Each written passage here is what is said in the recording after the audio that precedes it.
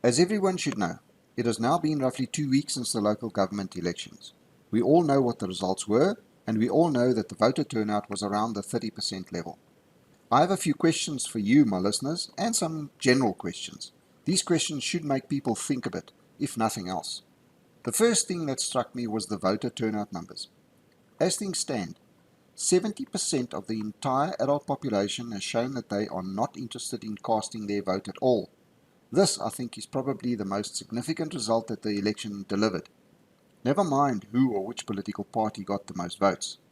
The vast majority of the population have lost all belief and faith in the government, all political parties, and the entire process in general. This fact should be a huge worrying factor to both the government as well as to you and I. Usually when a people, especially a people like what we have here, reach this opinion, bad things happen. Very bad things. In the absence of anyone else to blame for this state of affairs, history has taught us that it will be us, the whites, that get blamed when everything comes crashing down, and that is why we all need to come to this realization sooner than later. In my opinion, the slight changes in the support that the different parties got has made absolutely no difference at all. To those who disagree, I would like to ask what difference you have seen over the last 2 weeks since the election. There is no difference, and there will never be any difference. The vast majority now realize that the political system as well as the electoral system in this country is broken, that it is a pointless exercise to vote. This ship is sinking and there is nothing anyone can do about it now, not even voting the useless ANC out of office. So where to from here, you might ask, right? Well, I've been saying that we have reached the point of no return in this country for a while now, and it is now just a matter of when, not if, the whole system collapses. I would like to know how many businesses can survive when just about every single employee is out to steal everything they can lay their hands on. Let's look at just one power station, the Tutuka power station.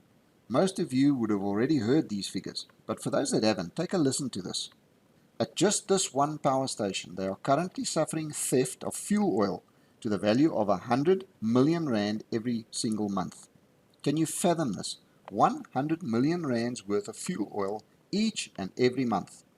That is at least 1 billion rand loss every 10 months just to the theft of fuel oil.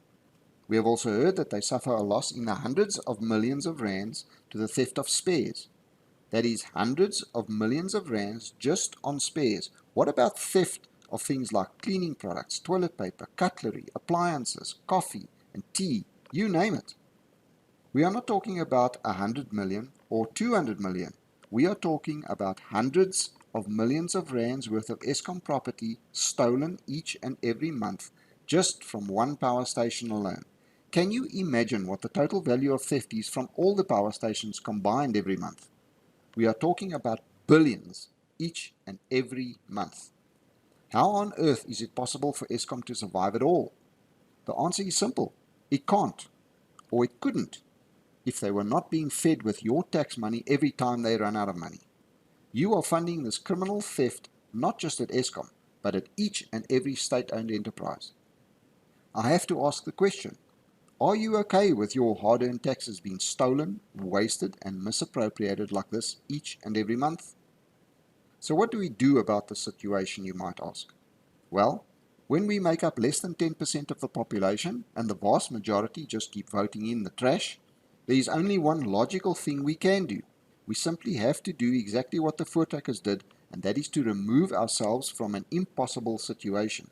The Voortrekkers had the advantage of having the whole of South Africa to track into, which they did to avoid conflict. Unfortunately for us, we don't have that luxury, because we are now in the exact same position that the Voortrekkers were in once England decided that they wanted their share of the gold. The Voortrekkers had no other alternative but to defend what was theirs by whatever means they could. They performed this task extremely well with just a handful of brave men willing to defend what was theirs. In our case, we will first have to claim an area of our own and defend it with whatever means necessary.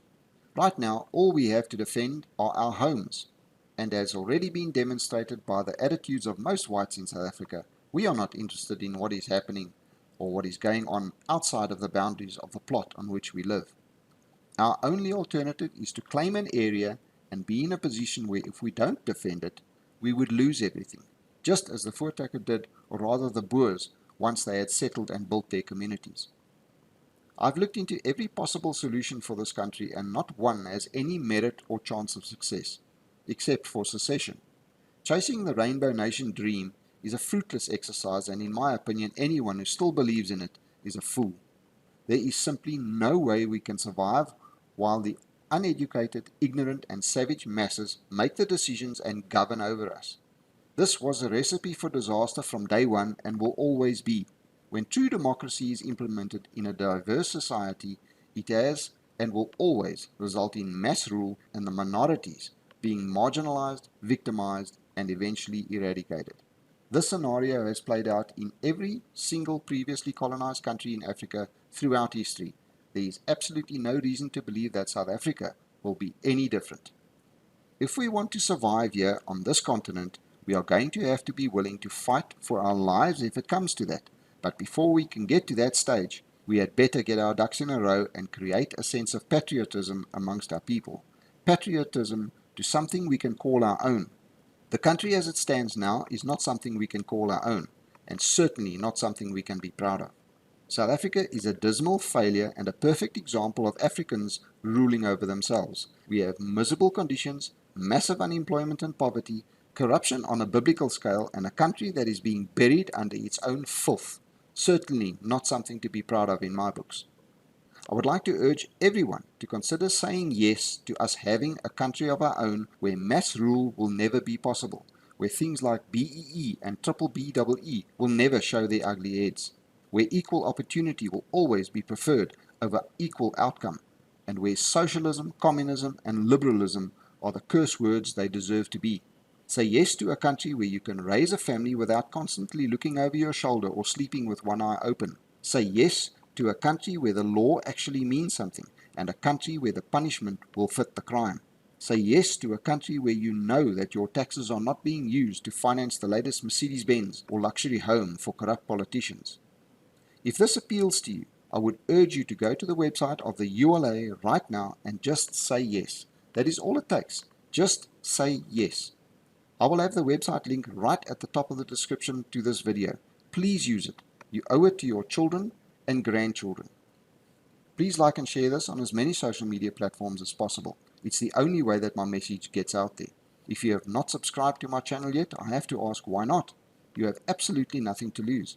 Click the subscribe button right now, and while you are there, click on the bell icon to receive notifications each time I upload new content. If you would like to support my channel, in the description field I have provided ways for which local as well as international listeners can support me. If you would like to make a crypto contribution, also in the description field I have provided a Bitcoin as well as an Ethereum wallet address. If you would like to contribute any other crypto, simply send me an email to the address also in the description field and I will reply with a relevant wallet address. To all the amazing people who do contribute, I say a huge thank you. Without you, these recordings would not be possible. Until next time, be safe out there.